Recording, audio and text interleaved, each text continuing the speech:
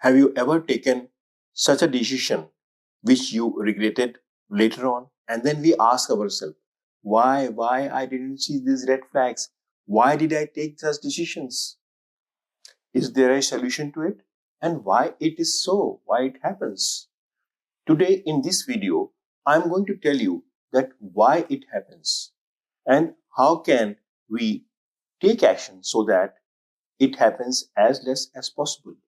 And this all material is based on the scientific research of positive psychology. This channel is Mind Guide and I am your Mind Guide, BCN. I promise you that if you watch this video till end, you will have 3 tools in your hand.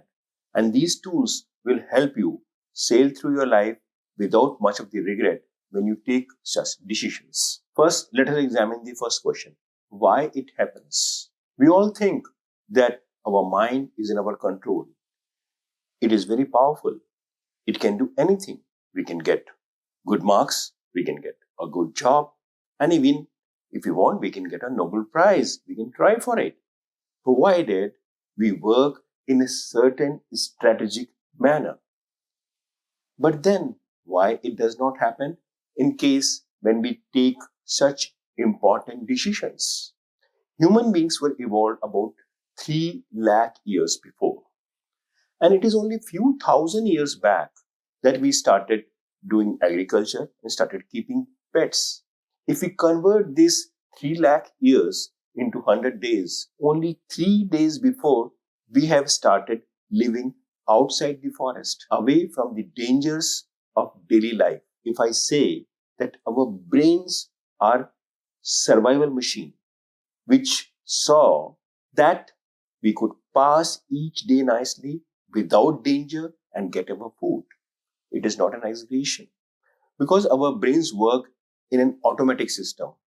Before we can take cognizance of the fact that there is a danger, our brain senses it. It sends signals to the muscles and to the glands to release the relevant hormones and activate our muscles, activate our heartbeat, reduce the dilation and all other symptoms so that we perform best, we save ourselves, and we arrange for our food. Now, this has been the evolutionary trend for 97 days. It is still continuing. Our brain's mechanism that anything which is a problem, any dilemma, any decision in which we decide whether to do this or that, it senses it in a manner that it is a risk. It is an uncertain thing. And therefore, it works in a manner of fight or flight. The responses again are same. It believes in taking quick decisions based on its own perception. It is something like this. What first comes are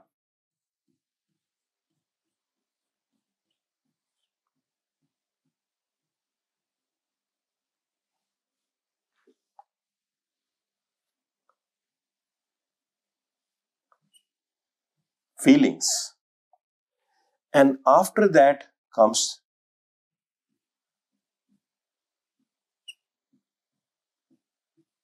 thinking.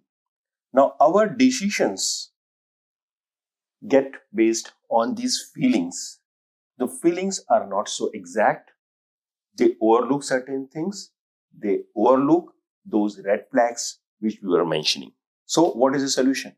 Coming to the second question, I'm going to give you 3 tools from the toolkit of positive psychology which can help you navigate through it. These tools which I'm going to give you today is like this screwdriver. Suppose if you have to open a screw here or a switchboard here and you don't have anything in your hand, it is almost impossible that you could open a switchboard and test it. But if you have a screwdriver, it's a fun. Tool number 1, let's understand it through an example. Suppose you are selecting your life partner, you know him or her, and you feel something about it. Now, with same problem, a friend of yours comes to you and he asks you, what should I do? Your decision will be based on certain parameters which are more logical. You will try to see the compatibility of two persons and how they will go in the long-term relationship. Your perspective will be more logical. So the first tool you have in your hand is seek third person's perspective. Whenever you take a decision, more so when it's an emotional one, always seek third person's perspective. Let's come to tool number two. Tool number two you have is, I would say, give time. Tool number two. What does it mean? Let's understand it by an example. Suppose there's a dilemma before you that whether you should join a new job or you should continue with your old job. Now, in such cases where again there's a dilemma and emotions are involved, give time. And in this time, don't sit back. Get all the information possible from all the sources. And then after some time, mix the present information, present facts, and the information which you got. You will get a larger perspective. You will see many red flags or green flags, and that will help you decide what should you do. Rule number three, or the tool number three, I would say, is called Bayes rule. Bayes rule is the best evidence-based decision-taking tool with you.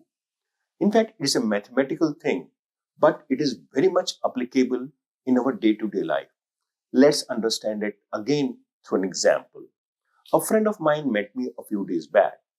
Suddenly, his aunt was suffering from a cancer, and his wife's aunt was also suffering from cancer. His friend's uncle suddenly also got a cancer. He told me, "Sir, what is happening these days? The cancer is on increase." And he repeated it many times. He developed a perception that the cancer is on increase. Actually, we can conclude this only when we have a data of last 10 years of the whole world or of the region we are considering. And then we see that how many patients of cancer have been reported 5 years back, 10 years back, 2 years back, 1 year back. And then plot a graph that will tell us whether it is on increase or on decline. But what happens generally is we have certain biases, we have certain information, and we feel that we have grown up, we have enough of experience. And that make us stop there and feel that it is right. The Bayes rule says the limited information available with you, you should not stop at that point.